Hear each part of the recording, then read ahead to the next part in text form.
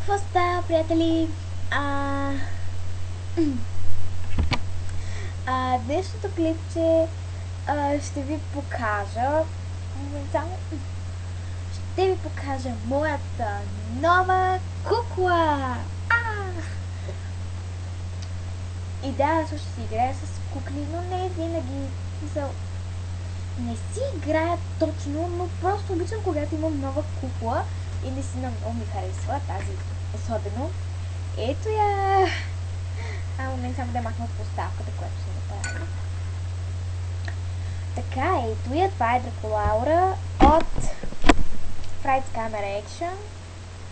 На български, мисля, че повечето от вас знаят, че означава ужас с камера начало, но все пак ще го кажа. Ето, това е лицето им. Има много хубави обици, също така и гердан. Ето, тук. Така, има много хубаво коланче, което се маха и е супер готино. В момент само, защото се оплело в ластичето, с което закрепвам куклата на поставката. Ето, това е коланчето, много е сладко, с панделка ето тук. Както виждате, ето тук има сърчице на панделката и коланчето се маха. Така, ето ги нейните обувки. Те също имат сърчица на тях. Ето как изглеждат отпред, ето как изглеждат отстрани и как изглеждат отзад. Така, ето я нейната рокля. Тя е много хубава. Също така си има и една много хубава чантичка. Много ми харесва тази чантичка. Ето. Не знам дали виждате, но ето тук би трябвало да има зъбки.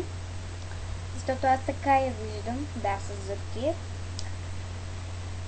Сега нека да ви покажа и прическата. И ето, виждате, тя има страхотен бретон. Ето. Ето, аз съм я вързала с розов ластик, иначе с черен. Просто защото имах розов ластик и исках да е с розов. Косата е много мека. Ето е отзад, това е отзад. Самата кукла ето. И нека сега да ви покажа моята поставка за куклата, която аз си направих. Много е лесно. Ето, закрепих едно ластиче за кръста й, за да може да застане ето това нещо. Ето вижте, това е едно шишче, както виждате, и забола съм шишчето в капачка. Имаше една по-трудна поставка, която показа Monster High Club, но аз реших да изгледам клипчето на Славена Славова и си направих тази поставка и сега куклата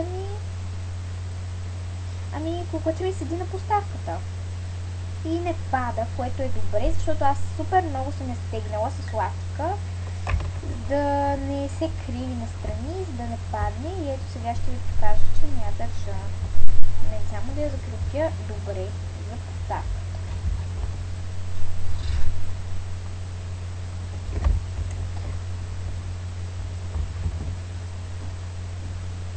Ето, не я държа.